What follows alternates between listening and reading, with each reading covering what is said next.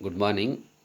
This program is for 6th semester BCom and the subject Income Tax 2, Coimbatore University, and this is the 7th session. Chapter we are discussing in this session is Income from House Property. Objective of this session is to understand the calculation of income from house property.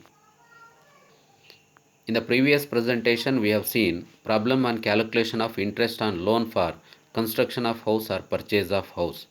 In this session we are going to understand the problem on calculation of taxable income from house property.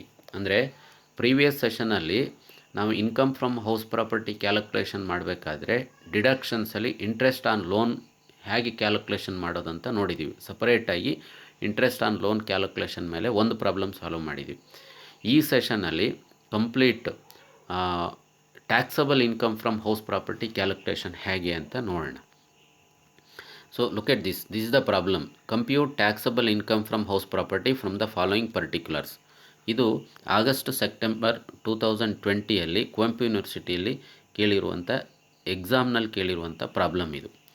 ಏನೇನು ಕೊಟ್ಟಿದ್ದಾನೆ ಈ ಪ್ರಾಬ್ಲಮಲ್ಲಿ ಅಂದರೆ fire rent ಕೊಟ್ಟಿದ್ದಾನೆ 80,000 ಇದೆ, actual rent 72,000 ಇದೆ, municipal value 50,000 ಇದೆ, standard rent 60,000 ಇದೆ, municipal tax 20% ಅಂತ ಹೇಳಿದ್ದಾನೆ. ಅದನ್ನು ನಾವು ಮುನ್ಸಿಪಲ್ ವ್ಯಾಲ್ಯೂ ಮೇಲೆ ಕ್ಯಾಲ್ಕುಲೇಷನ್ ಮಾಡ್ಕೋಬೇಕು. Interest paid on loan taken for construction of house 18,000 ಕೊಟ್ಟಿದ್ದಾನೆ. ಇಷ್ಟು ಇನ್ಫಾರ್ಮೇಷನ್ಸ್ ಇದೆ. ಇದನ್ನು ಯೂಸ್ ಮಾಡ್ಕೊಂಡು ನಾವು taxable income from house property calculate ಮಾಡಬೇಕು. ಈಗ ಫಸ್ಟು ಫಾರ್ಮ್ಯಾಟ್ ನೋಡೋಣ.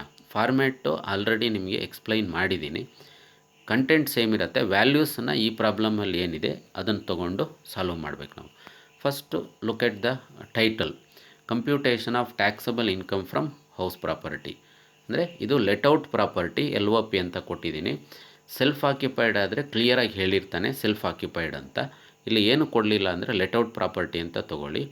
So computation of taxable income from house for the assessment year 2021. First ನಮಗೆ ಕಂಟೆಂಟ್ ಏನು ಬರುತ್ತೆ ಅಂದರೆ ಮುನ್ಸಿಪಲ್ ವ್ಯಾಲ್ಯೂ ತೊಗೊಳ್ಬೇಕು.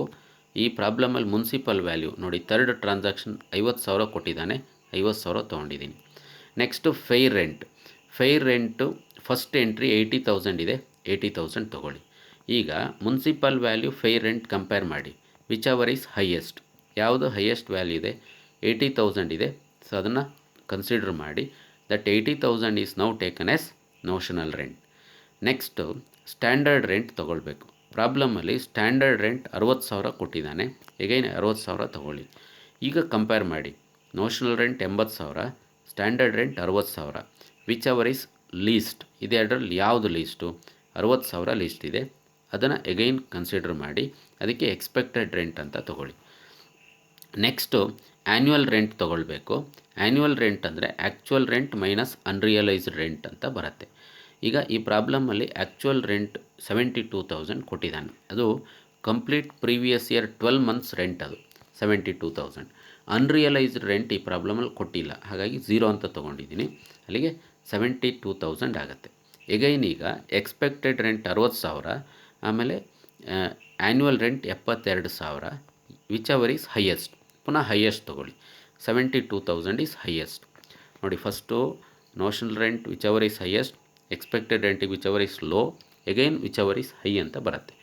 ನೆಕ್ಸ್ಟು ವೇಕೆನ್ಸಿ ಪೀರಿಯಡ್ ಲಾಸ್ನ ಲೆಸ್ ಮಾಡಬೇಕು. ವೇಕೆನ್ಸಿ ಪೀರಿಯಡ್ ಅಂತ ಹೇಳಿದ್ರೆ, ಸಪೋಸ್ ಪ್ರೀವಿಯಸ್ ಇಯರ್ಲಿ ಮನೆ ಏನಾದರೂ ವೇಕೆಟ್ ಆಗಿ ಉಳ್ಕೊತು ಅಂತ ತಿಳ್ಕೊಳ್ರಿ, 1 ತಿಂಗಳು 2 ತಿಂಗಳು, ಆ ಮಂತಿನ ರೆಂಟನ್ನು ಇಲ್ಲಿ ಮೈನಸ್ ಮಾಡಬೇಕು. ನೀವು ಕಂಪ್ಯಾರಿಸನ್ ಅಲ್ಲ, ಮೈನಸ್ ಮಾಡಬೇಕು. ಈ ಪ್ರಾಬ್ಲಮಲ್ಲಿ ವೇಕೆನ್ಸಿ ಪೀರಿಯಡ್ ಕೊಟ್ಟಿಲ್ಲ, ನಿಲ್ ಅಂತ ತೊಗೊಂಡಿದ್ದೀನಿ. ಸೊ ಲೆಸ್ ಮಾಡಿದ್ರೆ ನಿಮಗೆ ಗ್ರಾಸ್ ಆ್ಯನ್ಯುವಲ್ ವ್ಯಾಲ್ಯೂ ಬರುತ್ತೆ. ಇಲ್ಲಿ ಕಟ್ಟಾಗಿದೆ, balance same 72,000 gross annual value ಆಗಿ ಉಳ್ಕೊಳ್ಳುತ್ತೆ. ಆಯ್ತಲ್ವಾ? ನೆಕ್ಸ್ಟು ಗ್ರಾಸ್ ಆ್ಯನ್ಯುವಲ್ ವ್ಯಾಲ್ಯೂಯಲ್ಲಿ ನೀವು ಮುನ್ಸಿಪಲ್ ಟ್ಯಾಕ್ಸನ್ನು ಲೆಸ್ ಮಾಡಬೇಕು. ಮುನ್ಸಿಪಲ್ ಟ್ಯಾಕ್ಸು 20% ಅಂತ ಹೇಳಿದ್ದಾನೆ. ಮುನ್ಸಿಪಲ್ ವ್ಯಾಲ್ಯೂಯೇಷನ್ ಮೇಲೆ ಮಾಡಬೇಕು. ನೀವು 50,000 ಇದೆ, ಅದರ ಮೇಲೆ 20% ಕ್ಯಾಲ್ಕುಲೇಷನ್ ಮಾಡಿ, ನಿಮಗೆ 10,000 ಬರುತ್ತೆ. ಏನಿದು ಮುನ್ಸಿಪಲ್ ಟ್ಯಾಕ್ಸ್. ಈಗ ಮುನ್ಸಿಪಲ್ ಟ್ಯಾಕ್ಸ್ ಲೆಸ್ ಮಾಡಿದ್ರೆ ನಿಮಗೆ 62,000 ನೆಟ್ ಆ್ಯನ್ಯುವಲ್ ವ್ಯಾಲ್ಯೂ. ಇಲ್ಲಿ NAV ಮೇಲೆ ಇದೆ, ಅದನ್ನೇ ನೋಡ್ಕೊಳ್ಳಿ. ನೆಟ್ ಆ್ಯನ್ಯುವಲ್ ವ್ಯಾಲ್ಯೂ 62,000 ಆಯಿತು. ಈಗ ನೆಟ್ ಆ್ಯನ್ಯುವಲ್ ವ್ಯಾಲ್ಯೂ ಮೇಲೆ ನೀವು ಡಿಡಕ್ಷನ್ಸು ತೋರಿಸ್ಬೇಕು. ಏನೇನು ಡಿಡಕ್ಷನ್ ಅಂದರೆ, ಒಂದು ಸ್ಟ್ಯಾಂಡರ್ಡ್ ಡಿಡಕ್ಷನ್ಸ್ ಬರುತ್ತೆ, ಎರಡನೇದು interest on loan. Standard deduction ನೀವು ನೆಟ್ ಆ್ಯನ್ಯುವಲ್ ವ್ಯಾಲ್ಯೂ ಮೇಲೆ ಮಾಡಿ. ನೆಟ್ ಆ್ಯನ್ಯುವಲ್ ವ್ಯಾಲ್ಯೂ 62,000 ಇದೆ. ಸೊ 62,000 ಇಂಟು 30% ಮಾಡಿ 18,600 ಆಯಿತು. ಇನ್ನೊಂದು ಇಂಟ್ರೆಸ್ಟ್ ಆನ್ ಲೋನ್ ಪ್ರಾಬ್ಲಮಲ್ಲಿ ಕೊಟ್ಟಿದ್ದಾನೆ, ನೀವು ಕ್ಯಾಲ್ಕುಲೇಟ್, ಸಪೋಸ್ ಕೊಡಲಿಲ್ಲ, ರಿಲೇಟೆಡ್ ಡೇಟಾ ಇದ್ದರೆ ವರ್ಕಿಂಗ್ ನೋಟಲ್ಲಿ ಮಾಡ್ಕೋಬೇಕು. ಇಲ್ಲಿ ಡೈರೆಕ್ಟ್ ಕೊಟ್ಟಿದ್ದಾನೆ 18,000 ತೊಗೊಳ್ಳಿ, ಟೋಟಲ್ 36,600 ಡಿಡಕ್ಷನ್ ಆಗುತ್ತೆ. ಈಗ 62,000 ನೆಟ್ ಆ್ಯನ್ಯುವಲ್ ವ್ಯಾಲ್ಯೂಯಲ್ಲಿ 36,600 ಲೆಸ್ ಮಾಡಿದ್ರೆ taxable income from house property ನಿಮಗೆ 25,400 ಬರುತ್ತೆ. So that is a final answer. So ಈ ರೀತಿ ನೀವು taxable income from house property calculation ಮಾಡಬೇಕು. That's all about the session. Thank you.